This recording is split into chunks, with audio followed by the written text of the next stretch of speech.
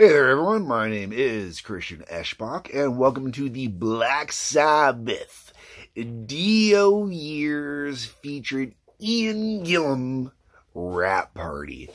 Alright, if you're one of my regular viewers, you already know, as I covered all the Dio albums, and I talked about this, I believe, in the Born Again review that I did, that Dio, okay, so when it comes to Black Sabbath with Dio, I included, when I talk about all this, I included when they went under the title Heaven and Hell and released The Devil You Know. I'm including that as a Black Sabbath album because it was literally the exact same band that was on Mob Rules. And the only reason they had to change names and use a different name was because Sharon Osbourne has a ego issue when it comes to Black Sabbath without Ozzy. Okay. I've mentioned that multiple times in multiple reviews now. We don't need to get into that anymore. So, moving along. I'm doing this one a little bit different than I did the Ozzy Years one. First off, there's 5 albums being covered here. And technically, 2 of them would classify as stretches because they were not either Dio or they were not Sabbath, or whatever. Now, the reason I included the Born Again album in this, when I go to do this, is I can't do a special rap party just for Ian Gillian. I can't, unfortunately, because one album. And if you listen to this album, it really should be in there with the Dio stuff. Realistically, it could be in there with the Ozzy stuff. I could have thrown it in there. I didn't even know this album actually existed when I first started even working on this rap party, because I started working on this rap party back when I was working on the Black Sabbath, the Ozzy Years rap party. The whole way around, this is turning into a long-winded thing, so the Ian Gillian Born Again with Black Sabbath had to be included in here. The Heaven and Hell, Devil You Know had to be included in here. And when I do the layout on this one, because I just don't have the number of albums to work with like I did with Black Sabbath, and some of the song qualities aren't necessarily there, I've altered this one a little bit from the previous format. I'm going to start off, I decided to go with the worst Let's Turn You Off of Black Sabbath. And this is my list. It ended up making a 41-minute album about. And these are the songs I would have put on here. Now, the reason why I'm not going as full tilt as I did with the Ozzy one is, like I said, I have less songs on here. I had to be a little more kind of lenient a little bit because I had to cover every album, right? Every album had to have one song that ended up on this worst of list.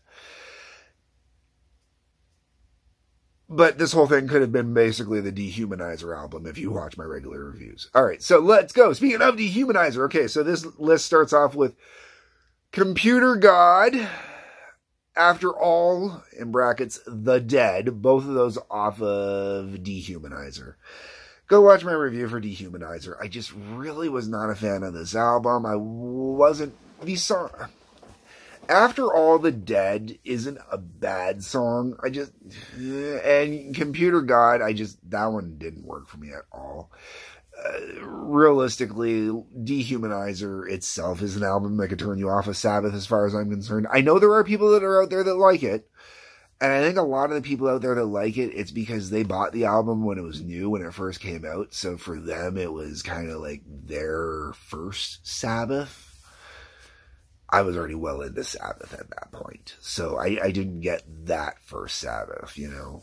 I actually had already known Mob Rules, the song Mob Rules, not the album. I had already known the song Mob Rules and was a huge fan of it. Had already known Heaven and Hell and the song Heaven and Hell was a huge fan of it and whatnot. So when Dehumanizer came out, and I just ignored the album because I knew it wasn't Ozzy with Black Sabbath, I don't feel bad about it. And these 2 songs are perfect examples why. All right, we're going to move on. We got, next up, I put on Walk Away from Heaven and Hell. I had to pick some song off of Heaven and Hell, and this is just the one that kind of works the least for me. And the same thing goes with Mob Rules. Falling Off the Edge of the World. I had to pick a song, and that was the one that worked the least for me off of Mob Rules. Do I think either of those are bad songs? No. If you watch my Aussie Years rap party, you'll know that I put Iron Man on the list, you know? So just because I put it on the list doesn't mean it's a bad song, and just this is the song I'm going to use to try and turn you off. And unfortunately, those two particular albums, hard pressed to find a song that's going to turn you off. Next two songs are both off Devil You Know. We got Fear and Follow the Tears.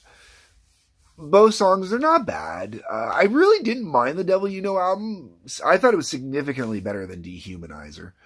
Definitely not the same caliber as Heaven and Hell or Mob Rules, but still, it was a pretty decent album.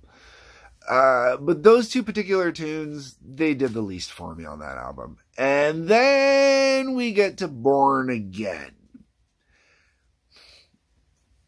Had to pick two songs off Born Again. So, the two songs I went with was Trashed, which is a damn good tune. The Trash should have been all over the radio. I'm kind of pissed it isn't. And Disturbing the Priest is on there as well. That one is not going to be a song for everybody. It would definitely turn some people off of Black Sabbath, especially that particular album. If that was the first song they heard off that album, probably going to turn people off because it's a really good song. I really, really enjoy the song. But it has a lot of qualities and elements I like that the general public isn't into, you know. Definitely falls under that prog epic-y kind of thing going on there. So yeah, Computer God, After All the Dead, Walk Away, Falling Off the Edge of the World, Fear, Follow the Tears, Trashed, and Disturbing the Priest. I'm going to turn you off of Dio and Ian Gillian with Black Sabbath. Those are the albums I'm going to pick to turn you off with. Now, speaking of the albums themselves, let's get into how I feel about the actual albums. When it comes to the albums themselves, like I said, we have 5 albums that we're working with here, okay?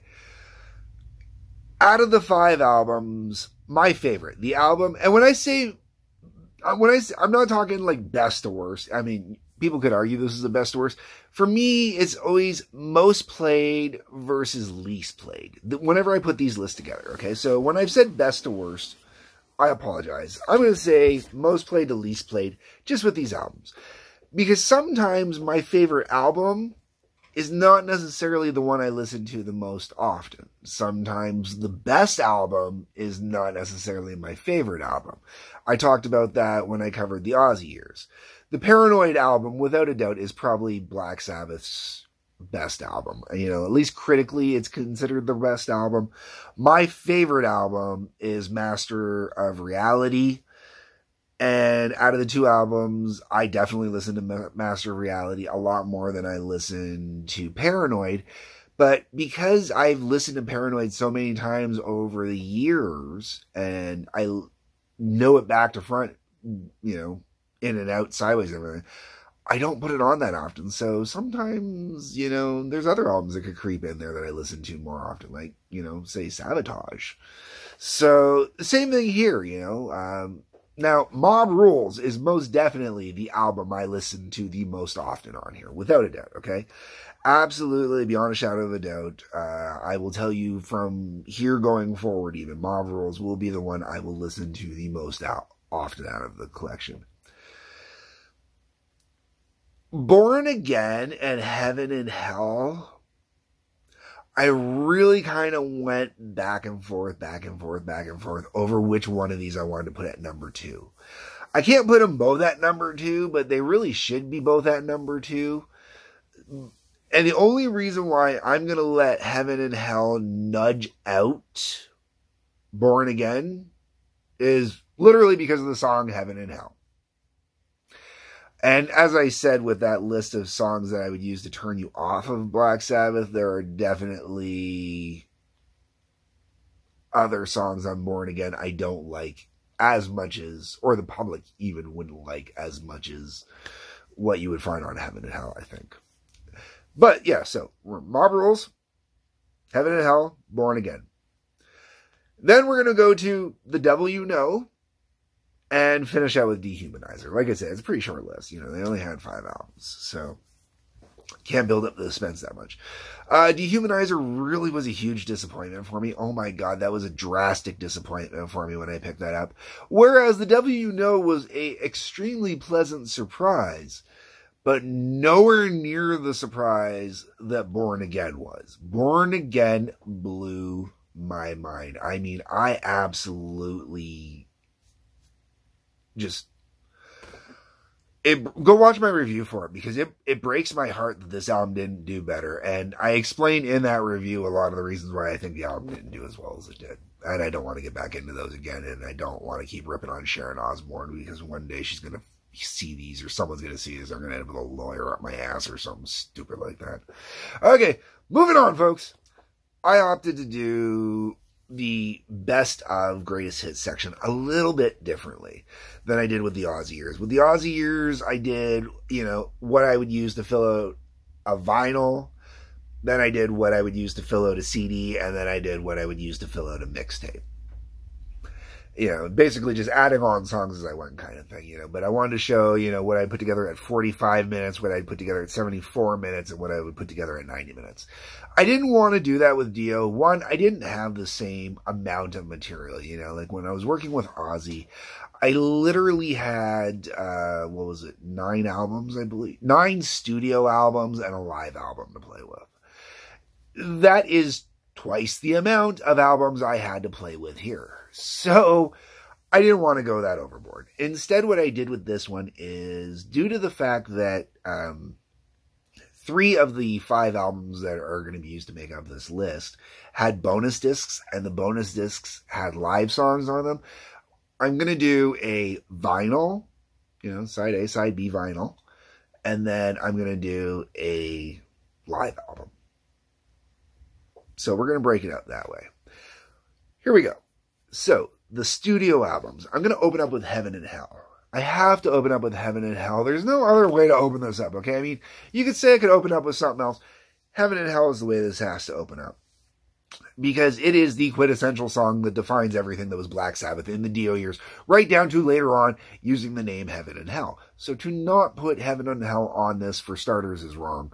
Also, it's probably the best Dio song. The slower Dio song from Black Sabbath. If we crank it up a notch to the best, fastest song, that's the next track on here, which is Bob Rules. Oh,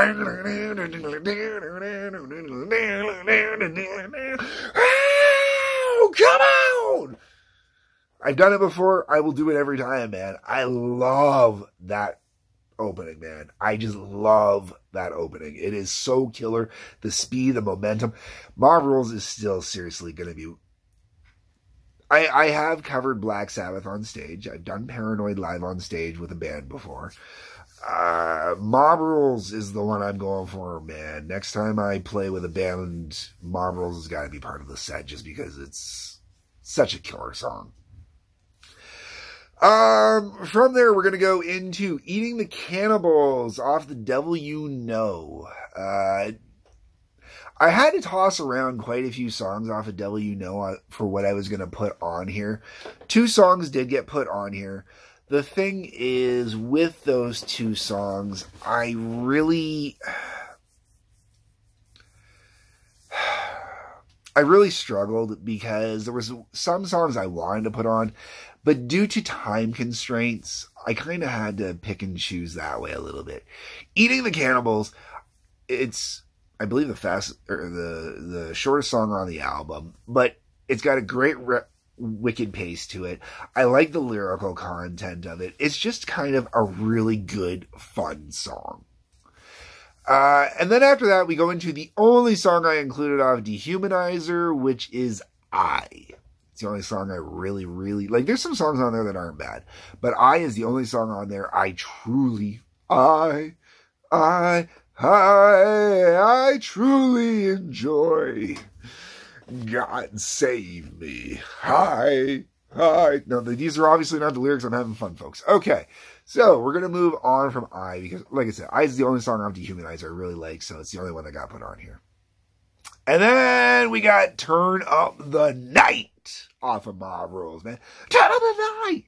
I couldn't leave this song off, man.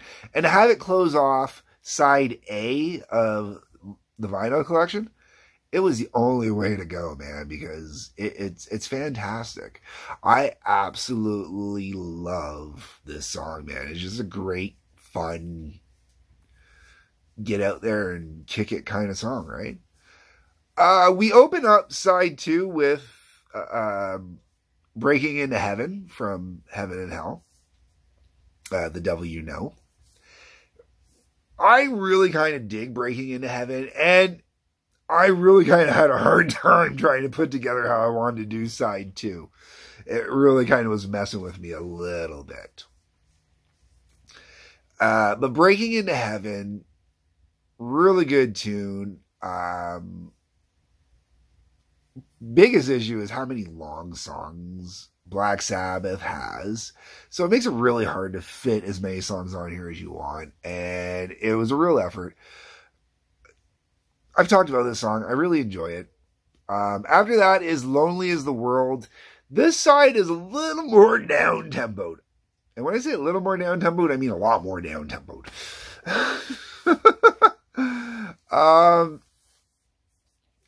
Lonely as the World is another really good tune. Just really good. Great delivery. Totally dig it. I couldn't make the whole second side down-tempoed, though, so I had to throw something in there to pick up the pace a little bit, and that was Neon Nights, also off of Heaven and Hell. Neon Nights is one of those songs that, because of listening to all these albums, doing all these reviews, especially recently, I don't want to hear Neon Nights anymore. I was never even, I didn't mind it before, but I always kind of thought it was one of the weaker songs off of Heaven and Hell. The reason I'm including it in here is, one, time. It is a shorter song at 3 minutes and 51 seconds. It's not a bad song. A lot of people really honestly enjoy it. And I know Dio loved playing it live, or at least it sounds like it, because he did it a lot. And how can I blame him? It really is a cool tune. Just, I'm burnt out on it. And to a degree. And not burnt out enough that I can't put it on here. I'm going to finish off this album with Born Again off of the Born Again album. This is a long one. I really debated on how to finish out this album, or what song to even use off Born Again. And I didn't want to use the same song I used on the Turn You Off to use on the Turn You On. Didn't want to send mixed signals. Thought about it, but didn't want to send mixed signals. Born Again, I think, was a great example of everything that made Black Sabbath with Ian Gillian great.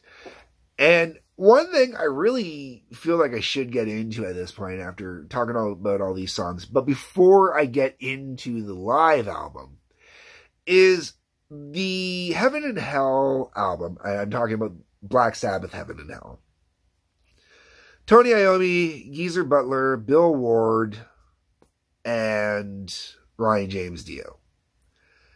Bill Ward wasn't happy without Ozzy. He didn't feel it was Black Sabbath, so he left.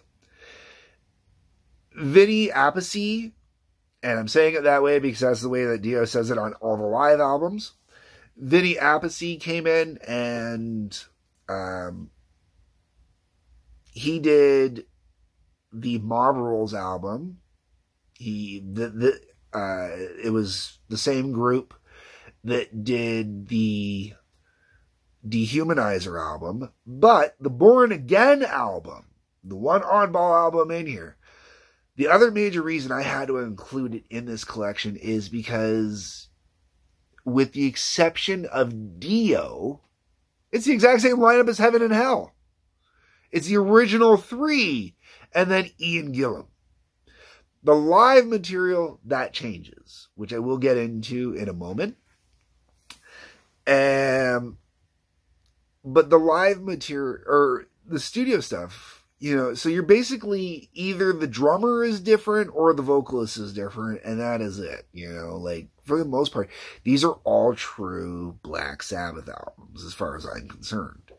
The furthest off from being true Black Sabbath albums would be Mob Rules, and Mob Rules, Dehumanizer, and technically, I guess, the Heaven and Hell, Devil You Know, but technically that's also not a Black Sabbath album. Alright, I want to get into the live album now. So the live album only contains 6 songs. That's it, just 6 songs, because the songs are so damn long, that's all I could fit on here. Ready for this, folks? Okay. Side 1, we've got Heaven and Hell and Mob Rules. Sorry, folks, that's how that worked. But the version of Heaven and Hell, this is the extended super long version. This is the 14-minute and 30-second version where, they've got that whole added verse section in the middle and stuff like that. So I had to put on the longest version of Heaven and Hell. Absolutely had to put on the longest version.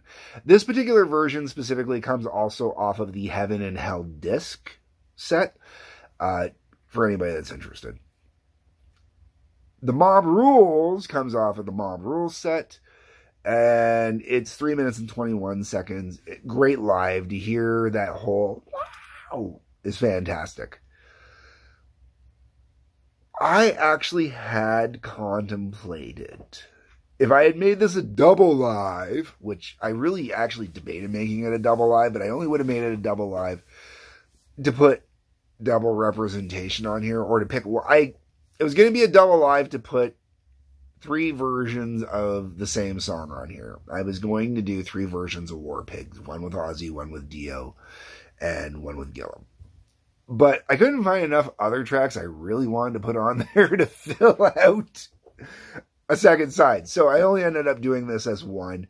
Part of me regrets it, part of me doesn't, because hearing the 3 different vocalists do War Pigs really gives you an idea of how freaking awesome Ian Gillian is. Alright, Gillian, sorry. Alright, and the reason why I'm bringing all this up is, okay, after Heaven and Hell and Mob Rules, you've got Black Sabbath doing Smoke on the Water. Had to include it on here. Without a doubt. You should go check it out. It's really cool. I've already talked about this in the review, and I kind of went on a little more than I wanted to. So go check it over there. I'm going to cut it short here. But Black Sabbath doing Smoke on the Water. Had to include it in there. It comes in at 4 minutes and 56 seconds. Help fill out that first side just perfectly. When we get over to the second side, it's all Gillian on the second. Gillian. Oh, I'm sorry the way I enunciate that. It sometimes comes out too much as an M. It's all him on the second side, because we got Zero the Hero, which I wanted to put on the first disc, the studio album disc, and I opted to do the live version because I really do like the live version, and this way I could get 2 different songs in there from them. I could get Black Sabbath doing Zero the Hero live in the set, and then I could use the other song on the other side. So that was kind of how I did that, or I used Born Again on the Born Again side.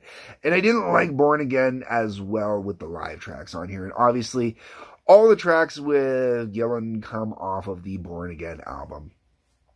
After Zero the Hero, went with Black Sabbath. This rendition is pretty damn wicked cool, man. I don't know if he does it better necessarily than Ozzy when it comes to the song Black Sabbath, but it really is a great interpretation of it. And as much as I've heard that Ian was not a fan of doing either Dio or Ozzy songs, some of them he does exceptionally well. This was definitely one of them, and he does them better than Dio did.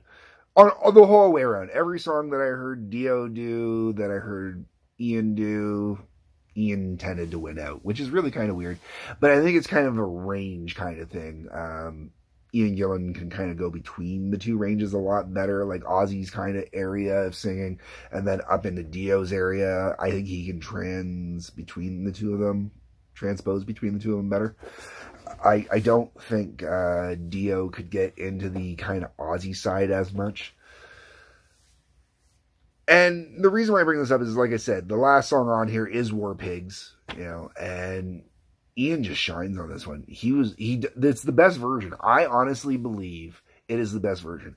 If you listen to this one, if you listen to War Pigs off of, I can't remember if it was off the Heaven and Hell set or if it was off of the Marvel set. One of the two of them, I believe, has it. And then you listen to the one off the Reunion album. And the Reunion album was done at the end of the 90s, so the sound quality isn't even allowed to be an excuse. Ian's got it down every time, man. I will go with him. I really love this version. I'd love to hear a studio. I would have absolutely loved back when this was recorded if they had done studio versions of these tracks as well, just so I could hear them. Like, even if it was them doing warm-up and recording the warm-ups and the practices and stuff like that, I'd love to get my hands on those to see if I can mix them into something more substantial. It would just be amazing, I think. All right. That's it, folks. I've talked about the Dio Years featuring Ian Gillian enough. I'm done. I'm out. Let me know what you think. That is what the comment section is for. On the way down the comment section, there's Patreon, please. Thank you. Like button, subscribe button, bell for notifications. If you could hit those, please and thank you. And then peace, love, take care, and I will see you in the next wrap-up where we talk Iron Butterfly.